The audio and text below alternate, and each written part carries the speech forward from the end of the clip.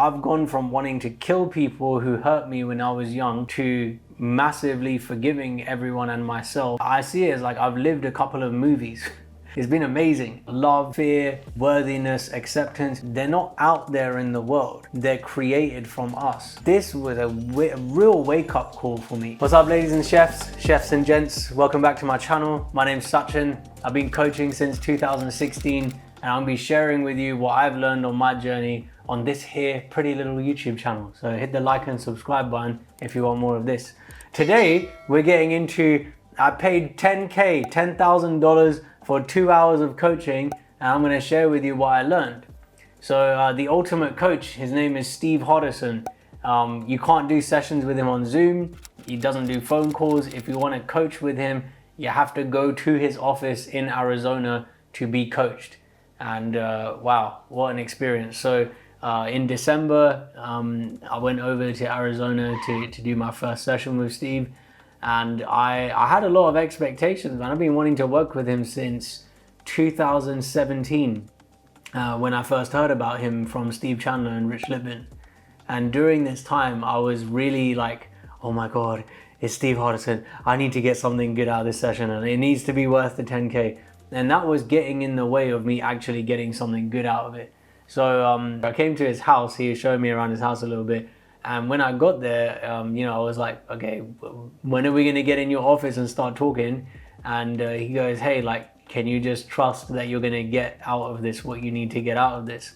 And in my head, I'm like, no, I can't trust that. I want something now. But, I said to him, okay, yeah, like, I'll lean into that. And what happened was, like, we spent an hour or so just talking about me and my story, my journey, what's got me to this point. And then we went into his office and we started coaching. And what I got out of this session, I was going to break it down for you. I got some notes here on my laptop. The first thing is, a lot of people asked me, what did you get from your time with Steve? And the first thing I'd say is I came away more grounded in my greatness. Knowing how great I already am is something that I've been looking in the direction of. But waking up to how great I am is not going to give me a level of complacency. It's actually going to help me perform better in the world. And then I was actually actively avoiding that for a long time, like worried that, oh, if I know how great I am, then maybe I'll just start taking it too easy. So that was really important for me. Since waking up to my own greatness, things just feel even more easy than they did before, which is crazy. And I'm living into coming from the place of I am that I create effortlessly with ease and delight. This is definitely helping. Another thing I really learned from Steve, and I'm going back to coach with Steve at the end of 2023. One of the things I love about him is he talks about being. We have access to every state of being that we'll ever have access to. So the common misunderstanding is you do something, then let's say you do a bunch of work, then you have money, then you'll be happy. Or you have money so you can do the things that you want to do when you have money, and then you'll be happy.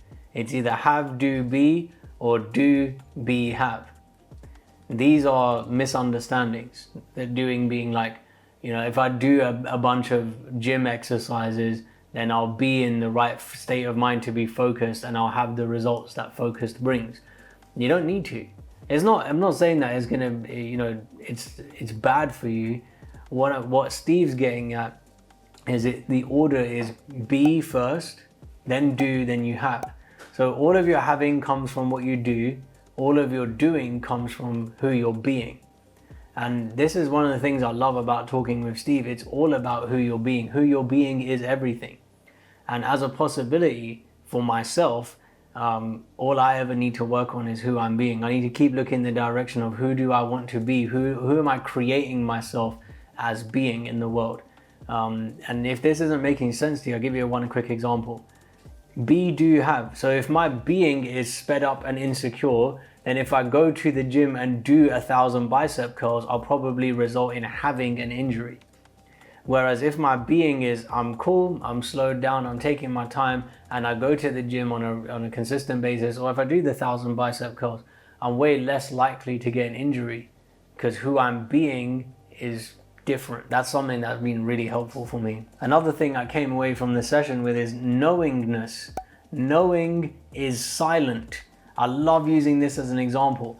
When was the last time you had an argument or a discussion or a conversation with anyone about whether or not the sun is hot? Never. We don't talk about it because everyone knows it. Now, if I know that how great I am at what I do, I'm not going to gain an arrogance about it unless I want to develop that, which I'm unlikely to, because I'm looking in this direction. Just like I'm not going to develop an arrogance about the fact that the sun is hot. Knowingness, knowing something, really, like you can know something silently with zero arrogance and walk into the world differently. I conduct myself differently on days when the sun is at different intensities, but I know it. I don't have to, I'm not cocky or arrogant about it. It could be the same thing with myself. Knowing how great I am, knowing what I'm bringing into the world, knowing who I'm being, it doesn't have to come with arrogance or complacency. I can create that as coming from a strong, grounded place. And that's been amazing. Like it's been a real eye-opener. Value. This was one of the great things I got out of my time with Steve. The value of my personal journey, me telling my personal story, which I've talked about in some other videos. There's an enormous value in it because I've gone from wanting to kill people who hurt me when I was young to massively forgiving everyone and myself and wanting to help the world rather than hurt people. I see it as like I've lived a couple of movies.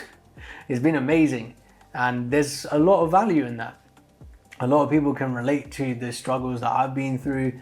A lot of people can't, but the learnings are universal, and there's so much value in that I was overlooking it. I was underestimating it, and just deeply seeing the amount of value there is in that was really eye-opening for me. Worthiness has to be created.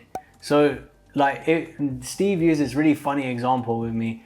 He said, if you can go out into the world and find 10 grams of worthiness, I'll give you $10 million. You can't, because it has to be created.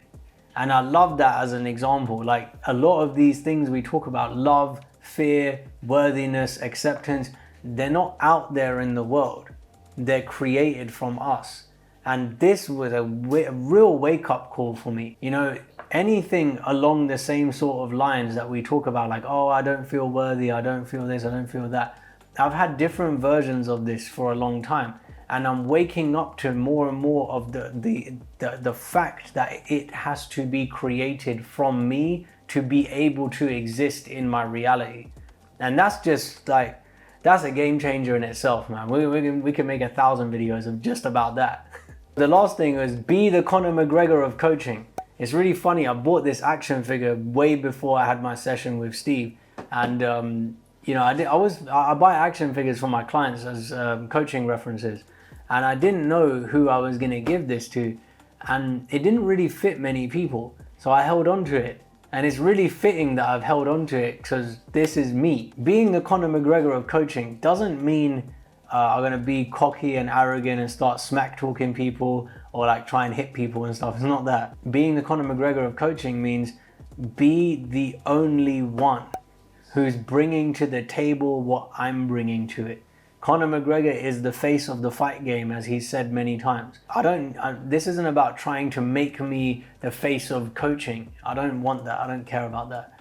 What I'm getting at is being this way that I really know, silently, not arrogantly, not complacently, but knowing that there's only one of me and there only ever will be one of me. This is how I bring enormous value into the world without getting caught up in the stories of worthiness or whatever else it might be. And that's about it, man. This session, if you hear what I've said from a place of how does it relate to you, you can get enormous value from this video. If you watch this video from a place of, that's the information, you're not going to get it. These are not words. You don't just say this stuff to someone and then they change. It has to be lived into. Otherwise, it will just be words. And that's why I'm going back to work with Steve.